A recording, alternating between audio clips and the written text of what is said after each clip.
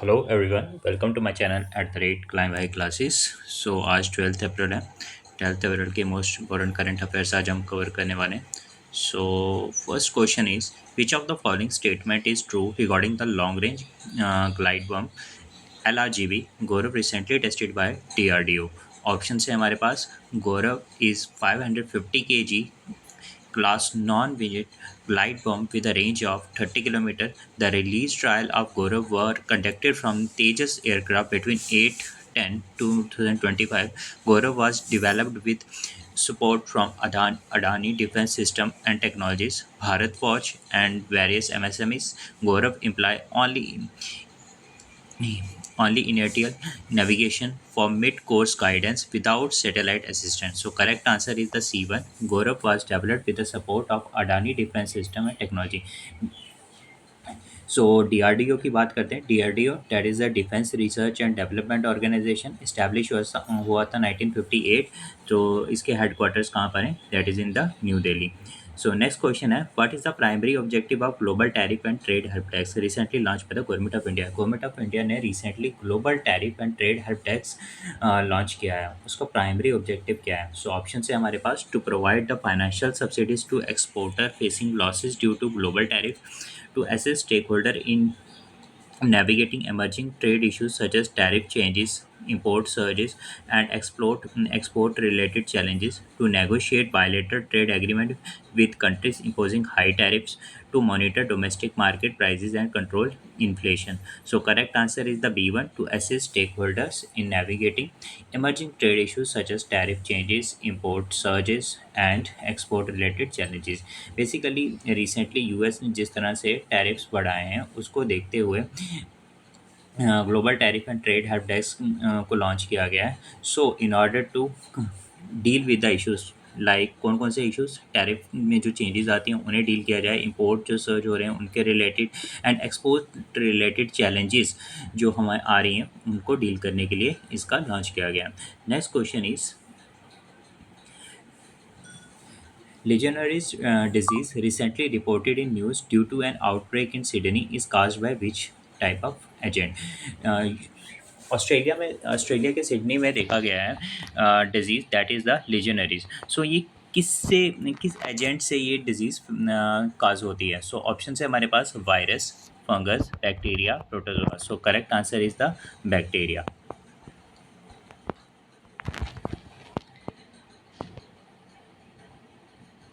Next question is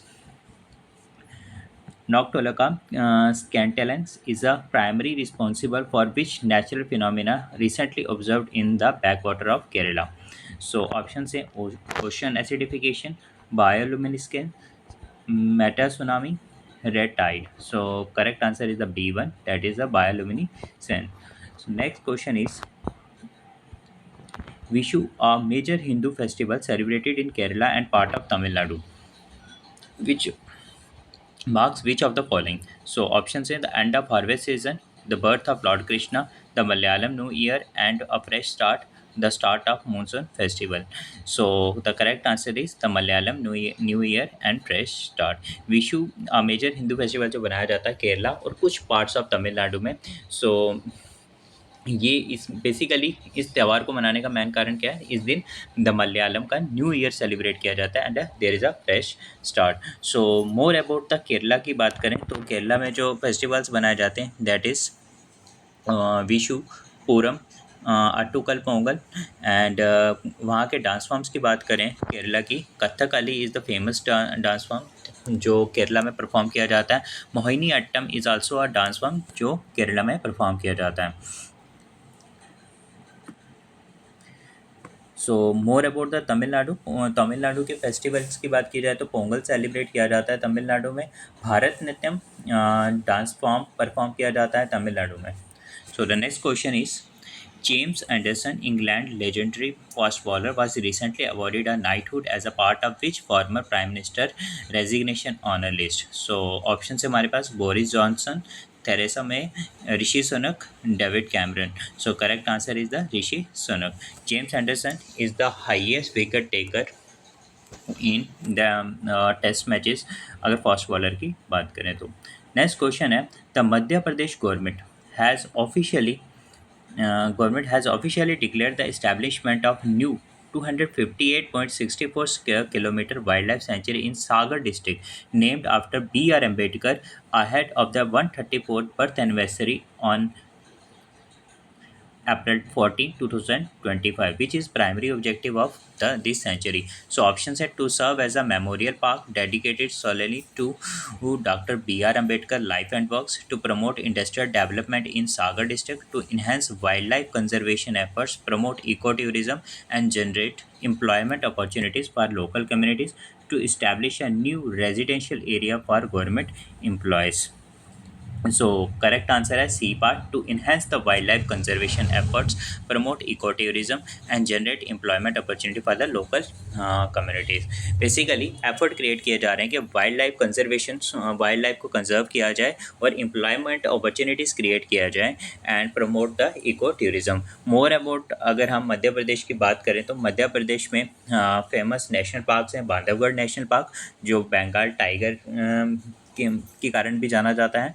then the Kanha national park, dinosaur fossil national park, Ghughua fossil national park, Kuno national park, Madhav national park, Panna national park, Pench national park, Sanjay national park and Satpura national park. ये सारे के सारे national park Madhya Pradesh में पाए जाते हैं. Next question is Dharipalli Ramya, popularly known as Vanajeevi, who passed away at the age of 87 in April 2025, was renowned for his contribution in which field? So options are classical music, environmental conservation, literature, social reform. So correct answer है environmental conservation. So basically Daripalli Ramaiah जो थे वो एक environmentalist थे. उन्हें tree man के नाम से भी जाना जाता है. Next question is, the International Olympic Committee has officially approved the return of cricket to 2028 Los Angeles Olympic Games. Which of the following detail is correct about the event? Next जो Olympic 2028 में जो Olympic खेला जाना है that is in the Los Angeles, उसमें cricket को भी play किया जाएगा. So the important thing is which of the following detail is correct about the event. कौन सी डिटेल करेक्ट है अबाउट जो क्रिकेट खेला जाना है 2028 लॉस एंजलिस ओलंपिक गेम्स में? सो ऑप्शन है हमारे पास, cricket will be played in 50 over format, 50 over का फॉर्मेट खेला जाएगा क्रिकेट का. The competition will feature 6 men and 6 women's T20 teams each consisting of 15 player. 6 men's team होंगी, 6 वुमेन्स टीम होगी और T20 का वर्जन खेला जाएगा with the 15 players. Only man team will compete in cricket at the 2028 Olympic. So only man team होगी 2028 के Olympics में and 10 teams participate करेंगी. Cricket will be played in the test format at the Olympic, या फिर cricket test format में खेला जाएगा. तो करेक्ट आंसर है B part, the competition will feature 6 men and 6 women T20 teams each consisting of 15 player. Basically 2028 में जो Los Angeles में ओलंपिक गेम्स होने वाली हैं उसमें क्रिकेट को भी इंक्लूड किया गया और 6 टीम्स मेंस की होंगी, 6 टीम्स वुमेंस की होंगी और T20 वर्जन में 15 प्लेयर की पर टीम वहाँ पे पार्टिसिपेट करने वाली है. Next question is, in April 2025 the Indian council for cultural relation celebrated it's 75th anniversary in Dhaka. Which of the following performances was not featured during the event? So option है हमारे पास Kathak, Bharatanatyam, ballet, Hindustani classical music and last option is the ballet. Correct answer is the ballet. So about the Kathak की बात करें, कथक किसका dance form है? Kathak is a dance form of the UP, Bharatanatyam Tamil Nadu. Next question है, in April 2025, Mauritius became the first African country to sign the International Solar Alliance (ISA) country partnership framework. What is the primary objective of the partnership? Basically, Mauritius ने ISA को join कर लिया है, that is International Solar Alliance को. So इसका primary objective क्या है partnership का? ऑप्शन है हमारे पास, to establish a joint military base in Indian Ocean. ठीक है, इंडियन ओशन में जॉइंट मिलिट्री बेस क्रिएट करना. So to enhance collaboration on solar energy initiative and support the Mauritius clean energy transition. To promote tourism between Mauritius and other African nation. Tourism को promote करना between the Mauritius and जो भी other African Nations हैं. To develop a share digital currency for African countries. So correct answer is the B1, to enhance the collaboration of solar energy initiative. Basically, IAS is a that is International Solar Alliance is about the solar energy initiative and support the Mauritius clean energy transition. Next question है, according to the Skytrax World Airport Awards 2025 held in Madrid, which airport was named the world best airport of the 13th for the 13th time? According to जो report दी गई है Skytrax World Airport Skytrax के द्वारा world airports में सबसे best airport कौन सा airport है जो 13 टाइम्स उसको ये अवार्ड मिला है? सो ऑप्शन है हमारे पास Hamad international airport, Tokyo Haneda airport, Singapore Changi airport, Seoul Incheon airport. So correct answer is the C1 that is the Singapore Changi airport. So airports की बात करें तो इंडिया में according to the largest airport कौन सा है? Size की बात की जाए तो राजीव गांधी इंटरनेशनल एयरपोर्ट. अगर बिजिएस्ट एयरपोर्ट की बात की जाए that is the Indira Gandhi international airport. और सम फेमस इंडिया के जो एयरपोर्ट्स हैं दैट इज़ राजीव गांधी कहाँ पर है? हैदराबाद में. Indira Gandhi international airport new Delhi में. कैंपनगोड़ा इंटरनेशनल एयरपोर्ट बैंगलोर में. मनोहर इंटरनेशनल एयरपोर्ट गोवा में.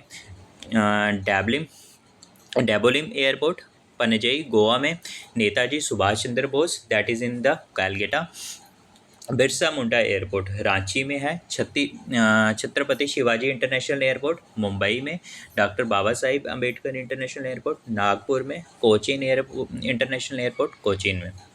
So next question is in April 2025, Meghalaya India silk and Khasi handloom products received the geographical tag. Which is the primary significance of this recognition? So option say it allows this product to be sold exclusively within India. It protect the traditional knowledge associated with these textiles.